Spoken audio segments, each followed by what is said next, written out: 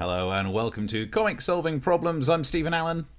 And I'm Eric McElroy, and welcome to the show where we solve problems as only comics can, with a lack of seriousness and a tendency to end everything in a bad pun, because there are no other kind of puns. I thought you were going to do a pun. No, I've never really been much of a pun-based comedian. Really I mean, what would have been the natural pun to go there? That was kind of no, you would have had to set one up in the earlier. Yeah, We end everything with a bad pun because I'll work on that. By the end of the show, I'll have thought. Work on it. Yeah, I thought maybe I would deconstruct the implication that we use puns and then not use a pun. It wasn't laziness that made me do it that way. Right, you went meta. As an intro. I went meta. That's what we're doing, meta comedy as we solve your problems. So welcome to the show. We're going to whip through some of the big topics in the news and solve those problems as we have, because we've been doing this for a year and everything is fine.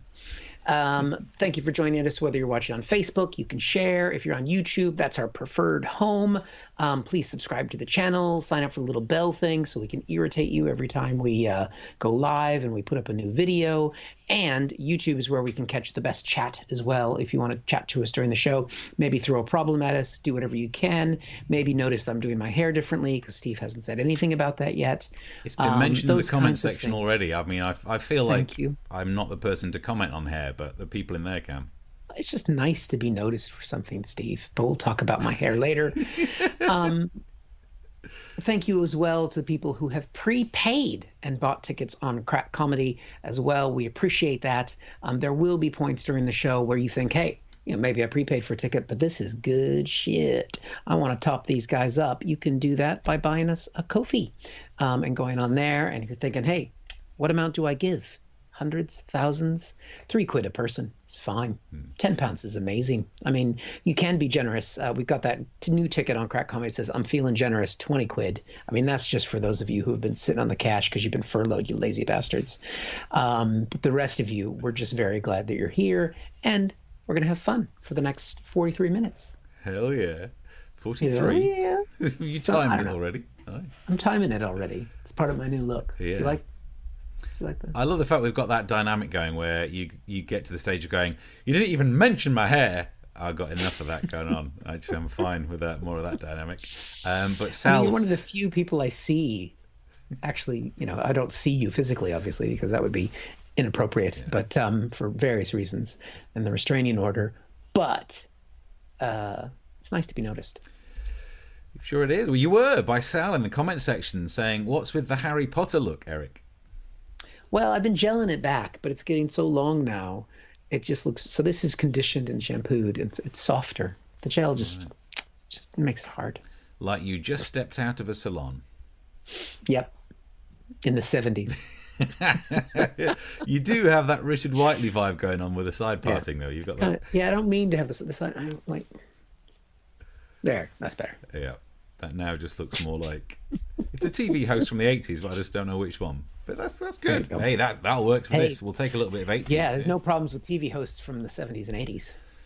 Yeah, whoops. All right.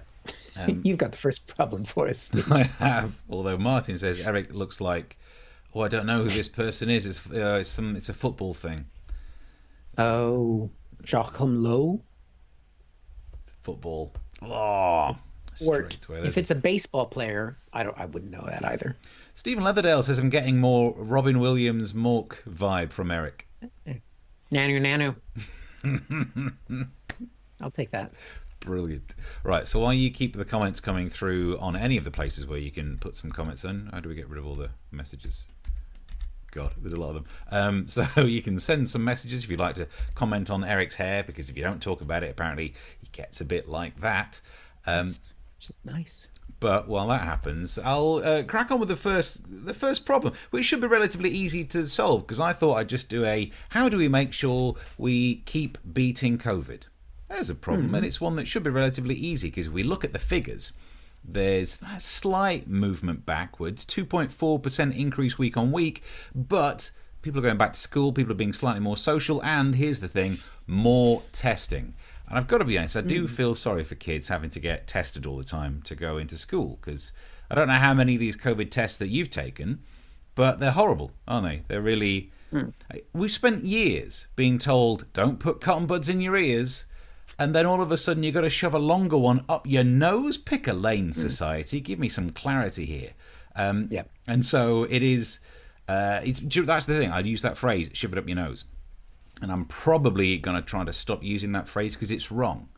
And I worry that all of these people taking tests, especially the self-done tests, people just cram it up their nose a bit, whereas actually, see in the diagram, it's meant to go that far back into your head. Oh, it's easier to see on him because he had some sort of an accident by the looks of it. He's had half his cheek blown off. But for the rest of us, it's really difficult. So what I thought I'd do, I don't have a swab to use, and I'm not going to, if I had a test around the house, I'm not going to use them. They're flipping expensive.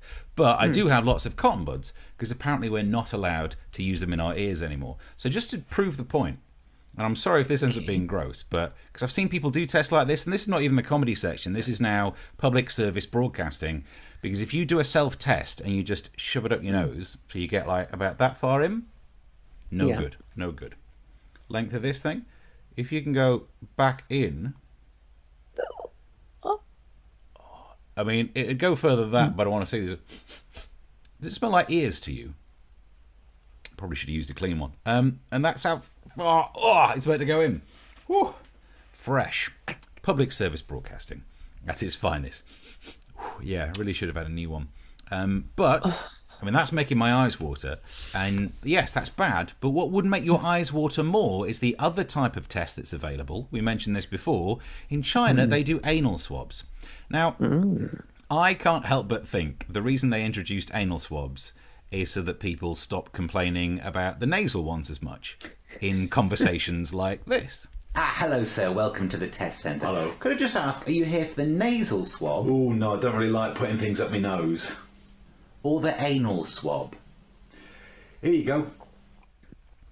Because, I mean, I don't know how far they have to shove the other one up. I'm not going to do that demonstration on the TV thingy either. I hope you don't have to hit the same spot because that is the long way round. My word. So there is the worry about how far you push it up. But, okay, nasal swabs, anal swabs, people aren't liking that. There is another way. There's a new test that's been invented where you don't have to be swabbed, you just scream. A Dutch inventor thinks it might work, and we're still waiting to see the test results for this guy. Probably not going to be good. Here's a picture of the guy who's invented it, the Dutch inventor. There he is. I mean, he's got the look of someone who's actually saying, yes, come into my lab, I will make you scream. It's the most terrifying thing I've seen. And I think it's great because I don't like being swabbed. That little demonstration it's horrible. But I am screaming on a daily basis, so just catch one of those and test it. We've reached that stage where if I go to the doctors and the doctor says, say I am taking that opportunity to do this. That's the vibe. In fact, when I recorded that earlier, I realised it reminded me of something, and I think I've worked out what it is. There we go. Oh, my. We have the same vibe. That's not a good sign, is it? Breakdown Britney and current me. Fair enough. But do you want to see some of the actual footage of people at the test centre? Here we are. Here's what happened in the Dutch test. Okay.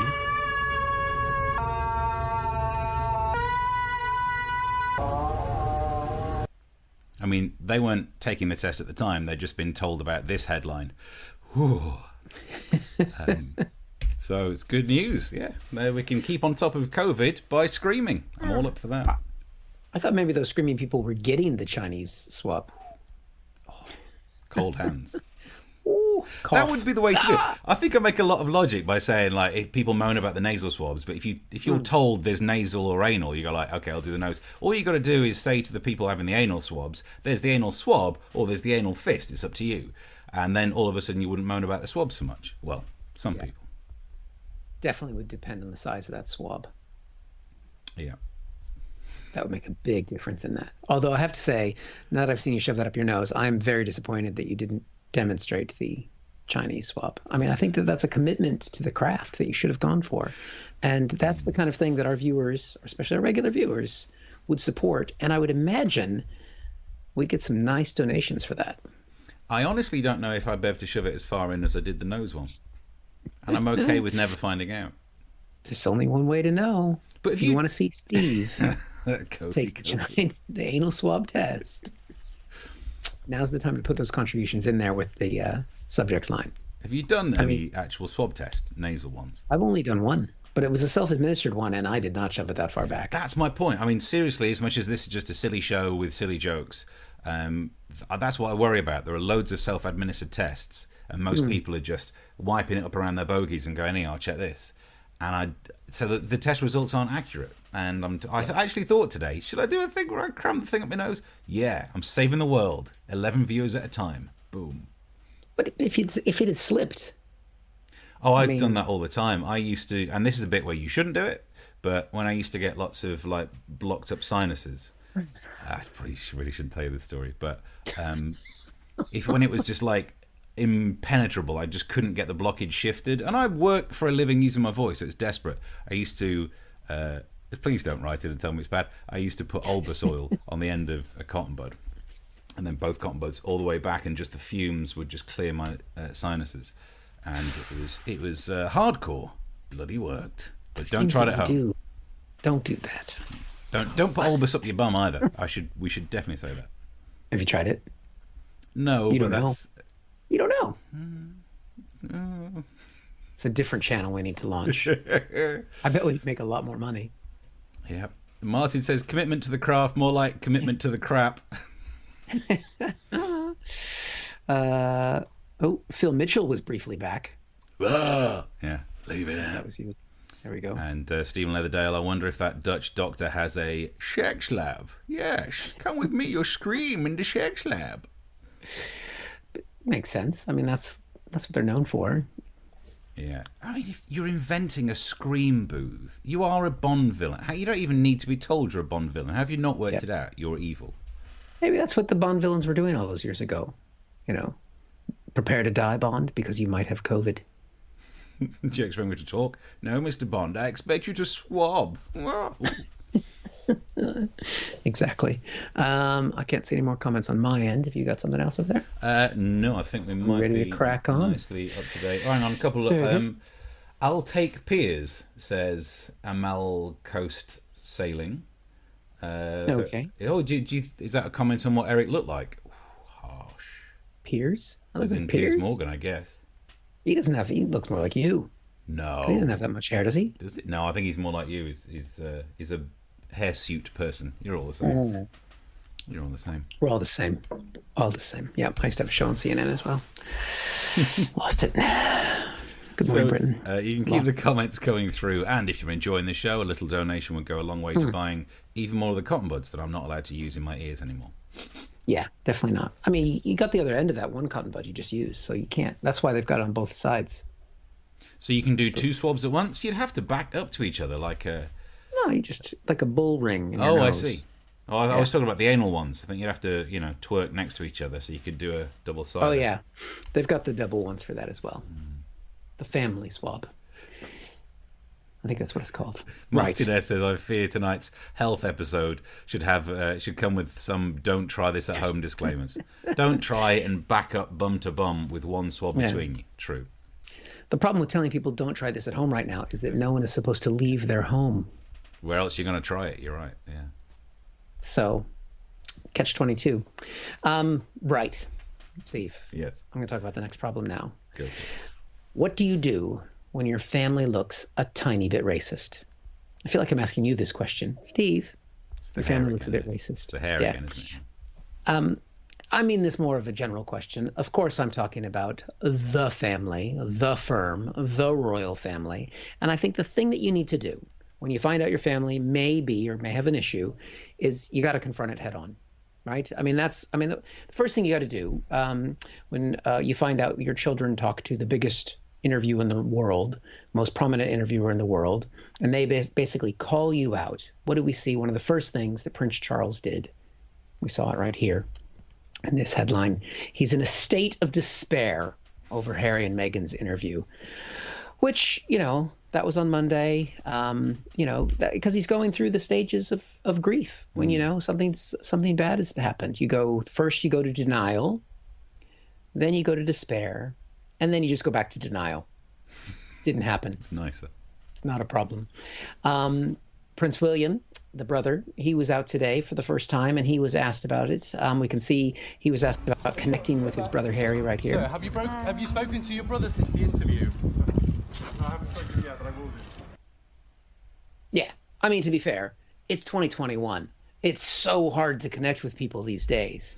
I mean, you know what? You got phone, WhatsApp, Facebook, Twitter, Insta, Snapchat. I mean, oh yeah, it's so hard to reach out and talk to someone, you know, because if you're a royal, you got to do it by carrier pigeon or whatever, you know, maybe send a note over on one of the ships coming over, just not a slave ship. Don't bring those up. William was also asked about the whole controversy in and of itself here. And can you just let me know, is the royal family a racist family, sir? We're very much not a racist family. Now, it was a little bit hard to hear that because he was walking away mumbling, and he doesn't want to confront the issue clearly, but he said that the family is very much not a racist family. But you'll notice there, Steve, he didn't say it wasn't a little bit of a racist family. He just said it was very much not a racist family. Yeah. But it could be a little bit, just not very much. He's got you on the grammar. Yeah, they're clever like that. Yep, they're clever like that. I mean, to be fair, I mean, they like invented the language, I think. Really followed the course and the history of what they do as royals. But let's look at the family. I mean, do they have a history of racism? I mean, Harry, a little while ago, oopsie daisies. I don't know if he's told Meghan about that incident.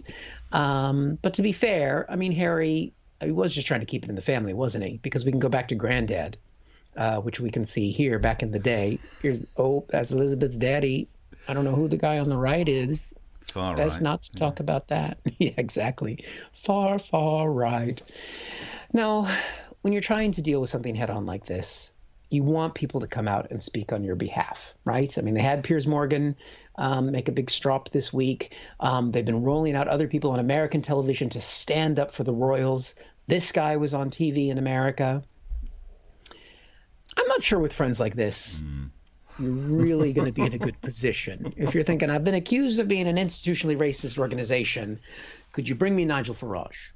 I'm not saying one way or another, but it's just not the first person that I would call. You know, obviously, Harry's not the first person that William called, but he's not the first person I would call either. So did Nigel say anything that could potentially make things worse? Have a listen. The Queen and the royal family have spent the last 70 years touring round the Commonwealth.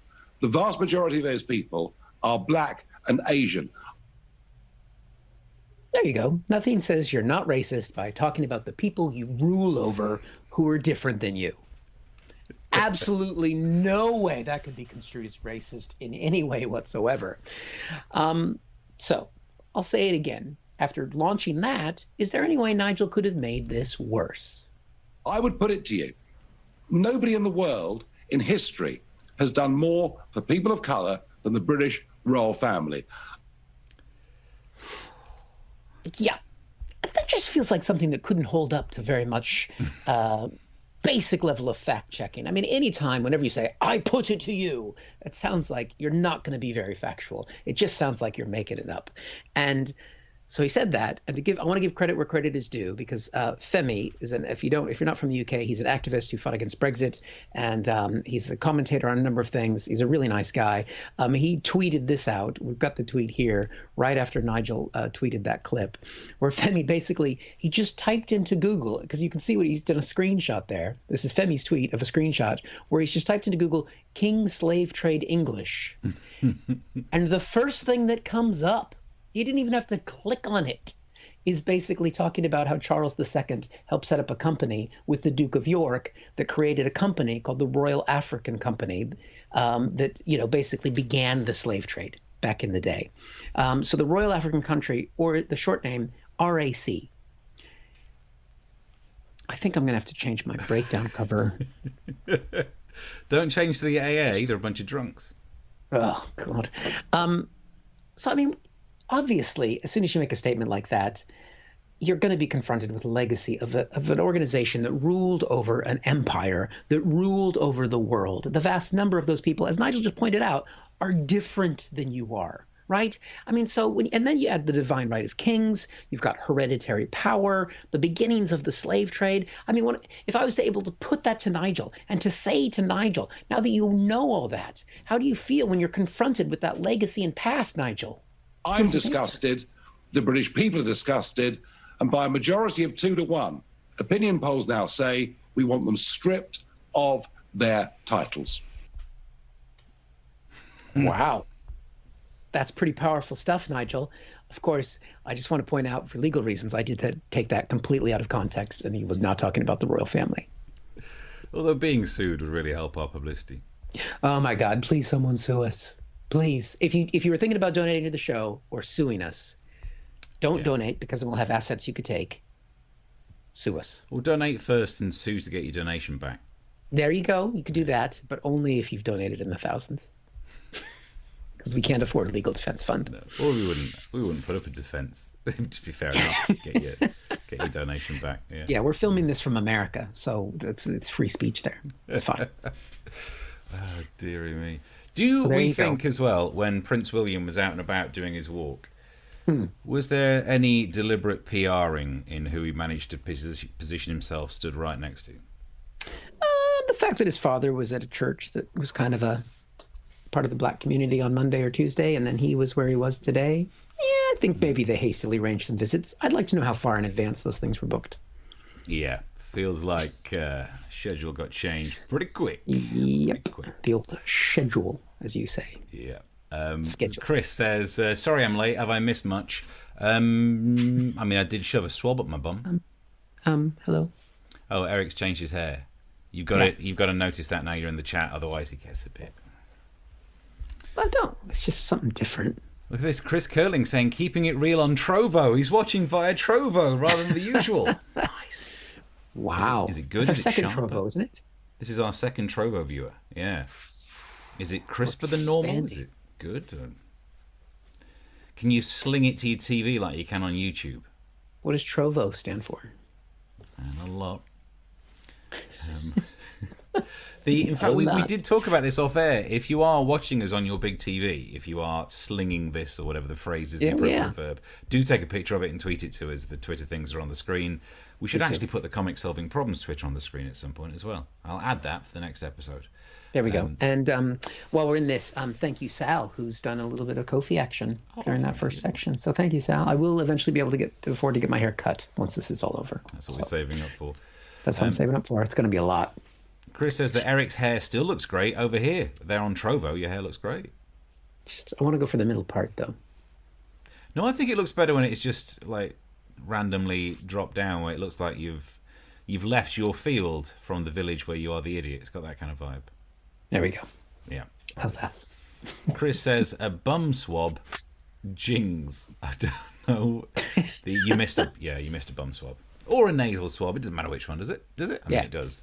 You can watch the episode back if you want to try and find the moment where Steve did put the bum swab in, even if he didn't show us. You'd see him smile. I've got to enjoy the show one way or another, haven't I? Yep. Thank you for the messages. Anyway, keep the messages coming, and if you'd like to drop some donation in the little pot, it's all down there on that little link. So, should we move to another problem? Please. This one is a bit more intangible. I'd like to try and solve how do we stop ourselves from judging others? Ooh. Because recently I have found myself judging. I know that's not good and I shouldn't judge.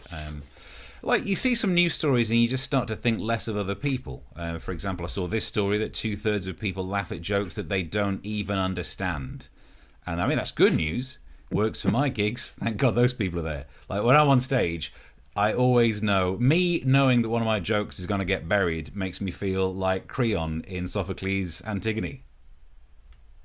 Anyway? It's a good one, wasn't it? It's a good one, that. Thank you. Even in the chat, Martin S says, "Ha ha." You're right. It's a good one. The classics. Is that actually? I mean, if I did understand it, would that be funny? So Creon is the uncle who insists there are two brothers who die, and he says that only one can be buried. So that's why one of my jokes gets buried. Ah. And his sister Antigone is the one who buries them both. Got it. Yeah. But when you have to explain it, it doesn't make it funny. but it makes it learning. Badum tish, says Chris. Hey, I'm stood over here like Creon from Antigone. Badum tsh. Thank you. I'm here all week. So try the ouzo. But so that's one story where I started to judge people. I thought, no, don't judge people. It's not their fault if they don't understand a joke. And then you see other news stories where judgment came into my head when I heard this first line of the story. And finally, a Hawke's Bay teen has beaten the world record for the longest time spent continuously swinging. Okay. What? You can at that age, can't you? Need a bit of a sit down when you get a bit older, but yeah, okay. What's going on? What kind of swinging are we talking about? 17-year-old Patrick Cooper successfully completed his record attempt. 36 hours! So it was swinging on a swing, and that makes way more sense. But the bit at the end, 36 hours. Wow. On a swing. And I mean, I was just about to judge this going, well, that is an absolute waste of your life. Well done. But I realised during those same 36 hours, I too would have been sat on my ass doing nothing. But at the end of it, he's got a world record. So actually, stop judging, Steve. That's the lesson. I say that, though. Yeah. I don't judge the person on the swing. I started to judge the newsreader when I heard her say this. What are you, 36 hours? So you didn't go toilet, obviously. Oh, I mean, I'm disgusting, and even I didn't think that. He didn't go toilet. I mean, 36 hours, he must have gone toilet, but on a swing, it just pour out in a line below him. It's like a 3D printer. You have to have control, don't you? Because you only want to release... On the upswing. On the up. Don't hit it on the way back. Yeah. It'll catch your ankles on the way back. So that was one story where I breathed through it, try not to judge. But then I found one story where I really couldn't help but judge. When I saw this headline, Boots had to apologise for an advert about treating mum to a sex toy for Mother's Day. When they said surprise her, that's not what... Oh, I thought I'd get you something you'd use. Ugh. Nothing wrong with sex toys, nothing wrong with Mother's Day. It's the overlap of the two that seems a bit odd. This is a quote from the story as well. It said that it was a Facebook ad, and it's that vibrators of all different colours and sizes and whatever, and there's a caption that said, for every kind of mum.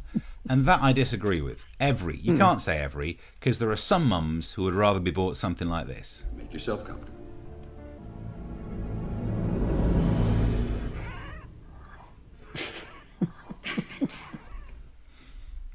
The classic film. Burn after reading, wipe after using, I think more like. So let's have a look at what the actual advert that the guy spotted was. There it is. It's a Facebook ad. Looking for the perfect gift for your miles away mum or your near but far mum, wherever she is. We've got something she'll love is technically correct. The way you use the verb. And there's... What's odd about it is you got the vibrators down the bottom, but that kid should not be buying that gift. That is...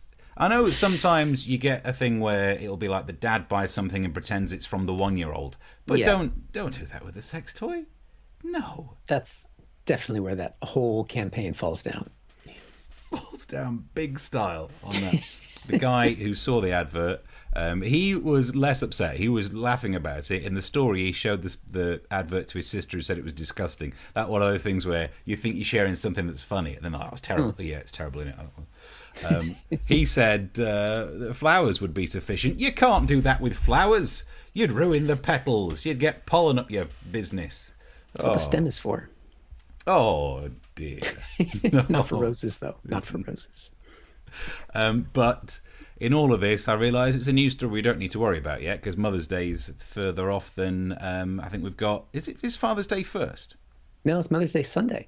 Is it Mother's Day just around the corner? Okay, yeah. So Mother's Day around the corner, but then you got Father's Day to worry about. And by the same thing, here's some good news. They actually do vouchers for Pornhub. What's sauce for the goose is sauce for the gander. You might as well. So I'm not sure if I've particularly solved that problem, but we're up to date on something.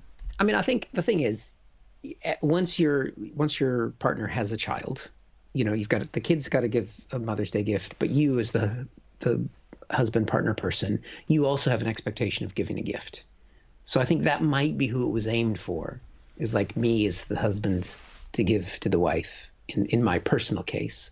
However, you're right. The imagery of that particular advert isn't going to be the one where I'm thinking dildo.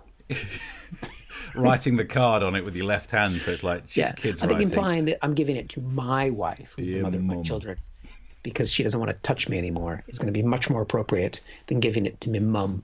But if you buy that gift with a card written with your left hand so it looks like childish writing, she won't want to touch the kids anymore either. So win-win? Yeah. Depends on how old your kids are. Yeah. Oh, man alive. So in terms of the questions in the comment section, Sal says, what did he want to do with the unburied brother? I feel like we're off topic. He got buried anyway, but I think it was a punishment. I can't remember now. Yeah. Well, going back to the hair, which is really the main story that we're covering today, Stephen says that I look a bit like Roy Orbison. Yeah. Little Roy. I don't mind that. Some big sunglasses on you. You could have that kind of vibe. Good. Thank you very much. I can't think of any songs offhand. I Drove All Night, and I mean, it's Pretty Woman, but that's rubbish. But I Drove All Night is a song that's always worried me because I drove all night to get to you. Crept in your room. These are not behaviours that are good. Crept in your room to make love to you. That's the lyric. No, that's wrong. Correcting your room? Crept in your room to make love to crept. Yeah. If you were correcting the room, maybe there's Went something in that there, was tied at it up, fault. went home. Yeah. Yeah. And also the idea of I drove all night and then crept in your room and made love to you. You have a sleep first. It's exhausting driving all night. And a shower. Yeah, that too. Then does that scan as well? What does Roy Orbison know about shit? Got to find parking late at night. It's very problematic. Yeah. I mean, it's not his fault. He's just trying to help her out. He's got that kind of anything you want, you got it vibe. That's one of his songs as well, It's isn't one of his songs, yeah. it? Former DJ, I could do that. It's weird, isn't it? No one needs that. No one needs that. Yeah. It's handy. Got skills that have done really well for you during the pandemic. Martin says, crapped in your room. Yeah. I drove all night, crapped in your room, made love to you. As if making love is not bad enough, then she'd realise, turn over and be like, oh, you did it again, didn't you? Roy. Well, I mean, that's kind of like the guy who was on the swing all night. I mean, did it have a little hole in the seat? Just pouring it out. Just have all your bits hanging out? I mean, that's not good. You wouldn't want too big of a hole. Not for flipping 36 hours as well, the wind chill. I'd want to go in just get a bigger one of those little baby toddler seats. Yeah. Because that way, if you fell asleep, I mean, technically, he would have been allowed breaks. These world records, you don't actually have to do 36 hours. But I love how she didn't know that. I went, so he didn't go toilet? First question she asked about it. Well, when you do one of the filibusters in the Senate, if you do a proper long filibuster, you're not allowed to leave to go to the toilet. Yeah, they nap you up, don't they? Yeah, that's right. That's why it's the greatest democracy in the world. Yeah. Because they're willing to sacrifice. Chris says no Wilbury reference, travelling or otherwise. I was thinking that's my Roy Orbison Traveling Wilburys. They were great. Did you enjoy the Traveling Wilburys? Yes. I mean, first supergroup. Actually, I don't know if there are any supergroups before then, but certainly one of the earliest teaming up supergroups. So like Cream and then stuff after that. And what the closest thing to a supergroup we've had recently would have been when McFly and Busted became McBusted. So it just goes to show how much things are worse these days. I almost understand that reference. Yeah. You lost me after the Traveling Wilburys. So there's the main YouTube if you want to do some chit chats, and there's some Ko-fi link if you want to go at that. Hang Yes, on. again. Tracy's got a thing. No, wait a minute. Is that Austin Powers instead of Eric McElroy?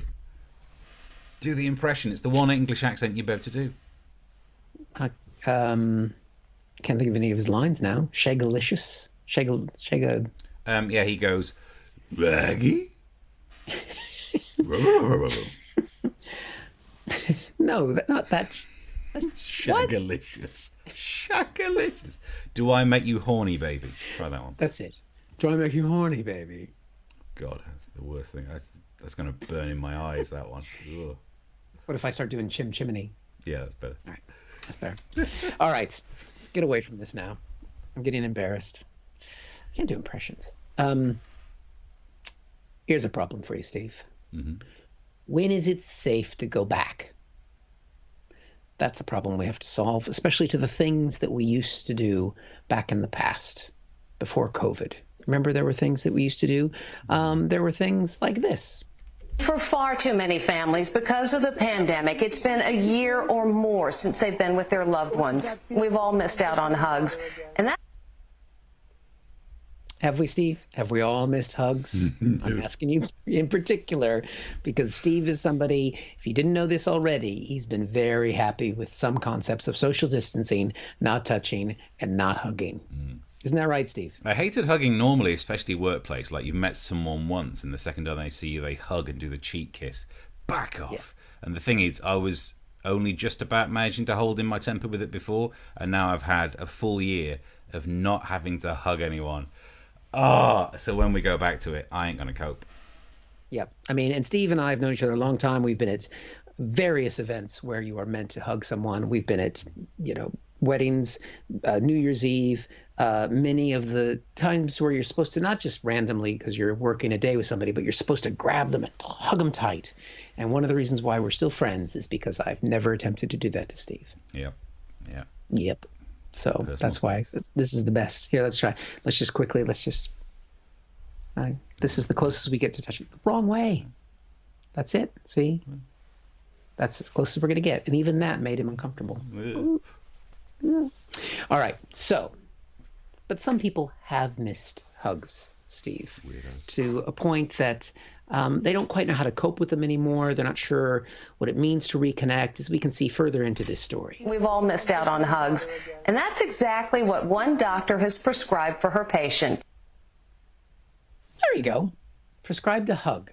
So after a year of COVID, we can just prescribe anything now. We can just say, you know what I'd like? Some fairy dust, because I want a happy ending. Basically, a prescription for me just to give a fuck. I don't know. Maybe I can write a prescription out now because I'm a doctor. Let me just find a piece of paper and I'll write something out. Well, here we go. A career. There, that's for you, Steve. I mean, it's just ridiculous. Only in America could you get a story like that. But to be fair, it is kind of a sweet story. Here's a bit more. It's been a lonely year for Evelyn Shaw. She hasn't been able to hug the people she loves most in the world, her daughter and granddaughter, for more than a year. A Tarrant has been fully vaccinated, so has Grandma.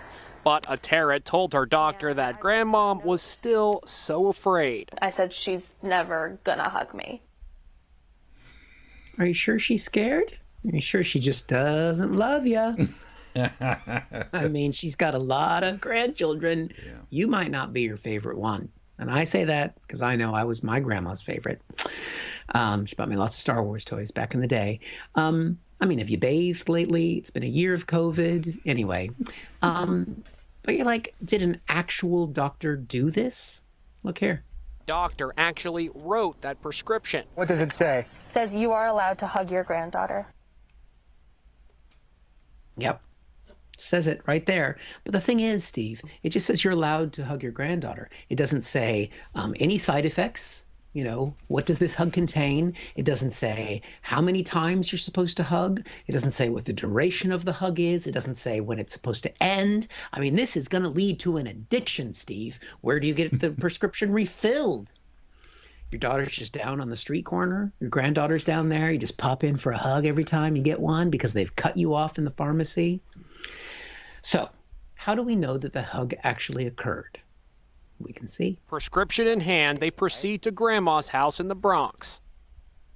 Yeah, because that's not creepy at all. You go to Grandma's house with a prescription for a hug and a TV crew. This woman hasn't seen anyone for a year. I mean, that's just, Grandma's going to have to hug you now. Grandma didn't want to hug me, so I got a prescription and I brought a TV crew. Got to hug me now, Grandma. Got to hug me. I'm going to get that inheritance. Now, we want to see the moment. Again, remember, this is a sweet story. Let's see the moment where, you know, they both have the hug and both, you know, in light of everything that has happened in the last year, you know, it's quite touching. It's the moment they've been dreaming about. Sweet, isn't it, Steve? I mean, even you, Mr. Jaded, not do hugs. Just a little bit of like even just a smidge. But I mean, in light of this year, they're both vaccinated. We've missed contact with people. I'm looking forward to seeing my family back in the States. Everybody's had vulnerable people that they couldn't see. At the same time, I think as we come out of this, there's a very good chance that there's going to be some things that we just don't do in the same way anymore. Maybe people will hug less, they'll shake hands less, they'll keep the fist bump or the elbow bump, that kind of thing, because we're all aware now about how easy it is to spread cold and flu and other viruses. And so that's what made it so interesting. The thing to stop the spread is you watch the rest of this hug, which we can see here. It's a tender moment. They're hugging. Grandma's emotional. She's upset. She reaches in her pocket. What's she doing? Oh, she's just going to blow her nose right on her granddaughter. Oh, thanks, Grandma. I'm vaccinated for COVID, but not for the fucking flu. Exactly. I mean, not even 20 seconds a hug, and she's like... They just wipes her nose on her cheek. Jesus Christ. Ugh. Dude. We don't need it. We're absolutely fine without it. Dude. It's a very sweet story. Well, Chris Curling on Trovo says that Grandma's Jenny Eclair. Brilliant. They do have that look. He also points out that Steve was carrying hand sanitizer years before COVID. Yeah. So my rucksack, hand sanitizer in one side pocket, umbrella in the other. I'm a prepared person. I don't know what the problem is. The ones that I've been using have aloe vera in them. Soft hands. Handy for those bum swipes. I wouldn't put alcohol. Nothing alcohol. It'd be too cool. Ooh. Eat the alcohol. Anyway. So Starsky and Hutch Huggy Bear character was 40 years ahead of time. Yep. And ref hugging just cellophane wrap the person and then corrected to the English cling film. Yeah, I think there's a problem with breathing, but I'm not a doctor, so try it and let me know how you get on. Definitely stops the spread, because you can't get COVID from a corpse. Chris says soft yet sanitized, very wise. Why, thank you. That's just gross. Soft yet sanitized, my hands available wherever you need them. I don't know why that sounds like Elaine's bot in Seinfeld. Elaine! Weird. So I think we're up to date on those messages. What we've got going on over here. I think so. And thank you for those who have Ko-fi'd. We'll catch up with names later. And there we go. So I think if we reach the end of a show, you've done your stories. I've done my stories. We're going to journey off into the night soon and return next Tuesday. Before we go, got some Twitter action. Mark has sent us a picture of that German national coach. Yeah, looks about right. I'll be able to show you on a camera soon. I'll get that up. Meanwhile, Fliss has just said that they are watching us on their TV. There's a picture, and they managed to get a picture. I'll show you both, actually. I'll try and see if I can get both. Yeah. We'll come off of the... Someone's taking a picture of my bald spot. Well, trust me, you don't have much to worry about. You get used to it. That is Fliss. Oh, Fliss. I know, but there's a spot I can see. We can fix that in post. Look at that. We get some... I'm not going to show you mine. You'd see it if I was trying to do the swab. Right, here's one. That's a nice big TV, though. I will take the size of the TV. That's who you look like. Come on, focus. There you go. Who's that? Oh, that's the Locum guy. The German person. Locum, ja. Genau. Ja, ich verstehe. And here's a close-up of... No, I see what you mean now. Let's zoom in on that. Get some focus. Yeah, that doesn't look good. Yeah, I see. It's got a whiff of a tonsure about it. You've got that... You know, the... It's like a penis. What does your penis look like? Cock and balls. Oh, it does. If someone shaved a penis in my head. Have your kids been... There we are. Get on the focus. What have your kids been doing? Are they deliberately trying to penis shave you? It's just the way the part is. It's not an actual bald spot. It's just the crown, isn't it? It's just the penis-shaped crown. Which is it's the porn parody version of the Netflix show The Crown. I'm gonna push it back now. There. How's that? Much better. Much better.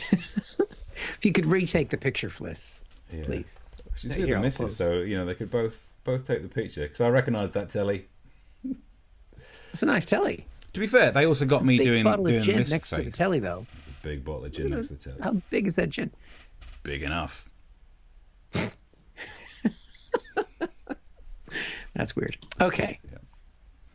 So, do send us pictures of the devices you're watching the show on. That's always fun to see. We did that at the very beginning and sort of forgot to ask for a while. And, Martin says it must be a syrup. So I think Martin is implying, given that... Hang on, it's a brief side note that Eric won't be listening to. Like, what Eric doesn't understand is Cockney rhyming slang. So I think Martin's implying you've got some sort of a thick liquid on your head. Okay. What sort of liquid? A syrupy one. Molasses, maybe. Golden syrup. You got that going on? Treacle. Salty. It's salty from where your kids shaved a dong into your head. I don't think we did any puns, though, after my starting saying we're going to do puns. There was one earlier on, and I don't think I can scroll down, so I'm going to have to go comment count again. Right back at the start, if I could... Oh, I can't. So I can't remember who did it, because this won't scroll. But the pun was, some puns are strong, some puns are weak. Those ones are very punny. That's funny. Sorry, I forgot the name of whoever did it. I thought we'd tag at the back, but I can't scroll. There we go. I don't see it either. So I'm going to go cry now that I've seen this bald spot, and that's going to be my weekend. Good news is when it comes to going bald, you'll get over it in about 30 years. All right. Not really over it, but you stop moaning as much. Yeah. Still. Maybe it's a worry spot. Yeah. Well, I mean, worry spots. Truth, there's a picture of me in one of the newspaper columns I write that was taken not that long ago with a beard that was full ginger, and just life has... I've now started to get grey bits on the actual hair as well. I thought that was the deal. Life normally makes you go grey early or bald. So I thought, well, at least I'm not going to go grey. And life has just been... That's what it's been. Been grey making. You know what you need, Steve? A big old hug. Big old boll of gin. It's just what the doctor ordered. Literally, the doctor ordered that hug.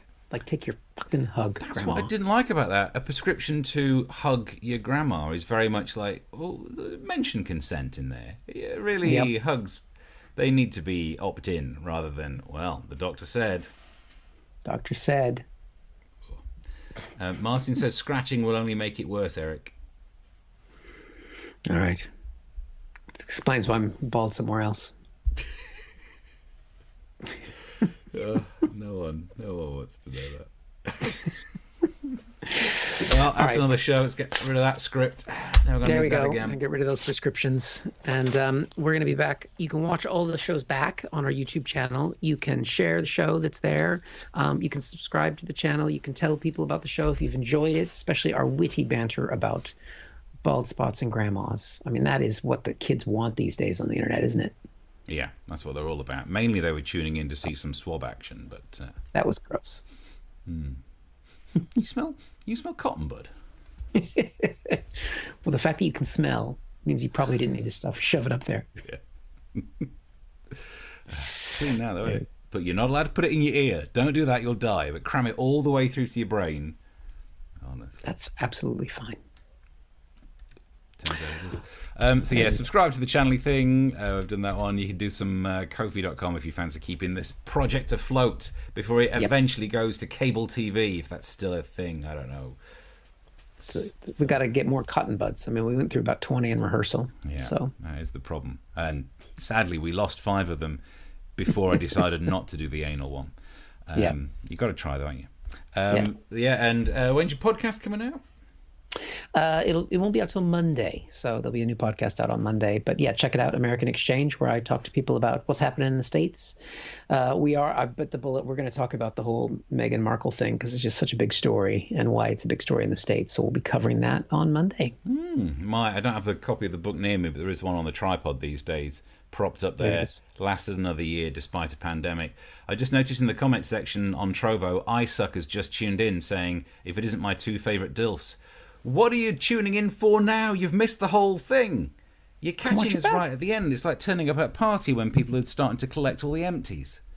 Should we tell them the highlights? Yeah. Highlight number 1, in my hair. Yeah, Eric's hair. That's a pun. That's just a pun. Highlighting my hair, colouring. Eric's done a pun. Write this down. Put it in the diary. I'm going to add this to Google Calendar so it reminds me every year.